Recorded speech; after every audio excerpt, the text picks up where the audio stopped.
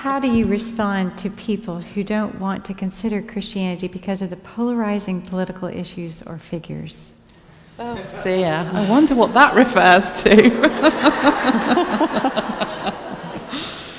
Oh gosh.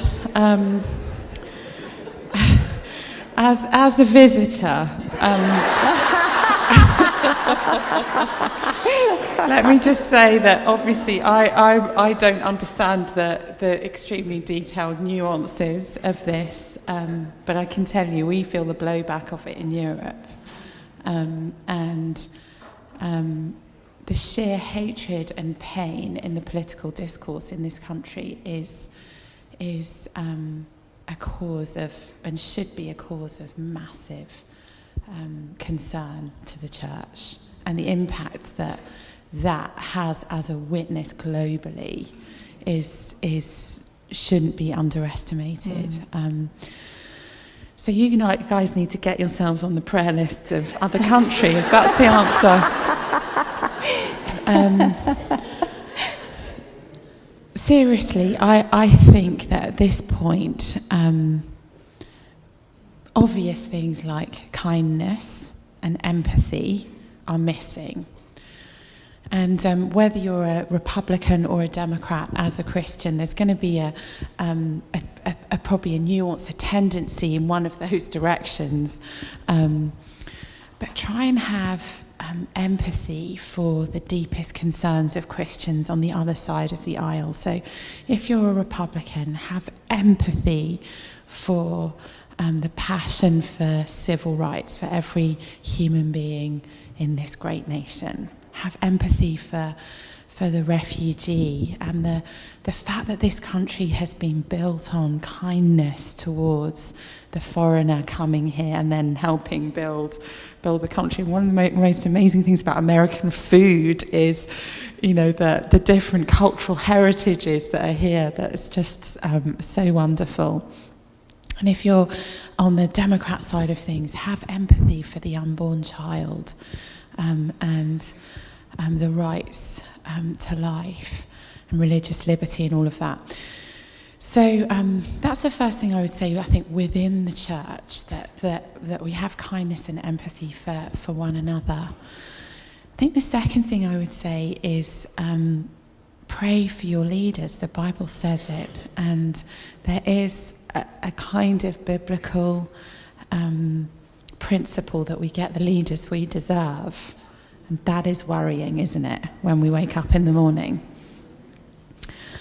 So pray for our leaders. Pray even if it absolutely sticks in your throat and it's like praying for a real enemy. Pray for him. Pray for the president of your country and his cabinet. Pray for the leaders of the other party. I don't even know who that is actually at the moment. Maybe pray for previous presidents as well. They still have a lot of power, a lot of influence in the words that they speak. Certainly in Europe, your previous president has massive influence. Pray for him lovingly. Pray that God will bring people into his family and life and all of that. And I think the third thing I would say is that wherever the church becomes identified with either a specific politician, either supporting him or actually hating him or her, wherever the church becomes too closely aligned to political and power interest, we're on dangerous ground.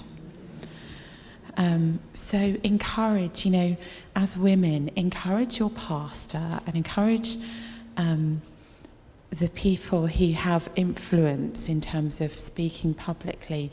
Encourage them to think before they post that statement. Encourage them not to get drawn into petty squabbles and controversies.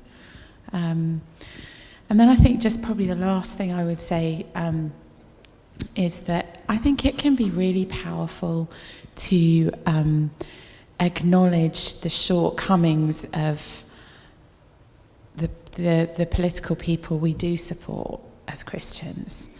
So,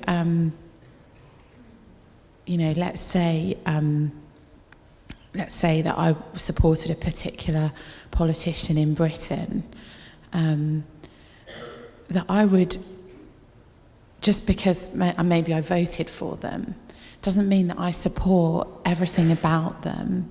And that as a Christian leader, it's really important that I speak to and about them with kindness, but that also I'm able to bring challenge where that's necessary, and I'm not afraid of losing my connection to that Prime Minister by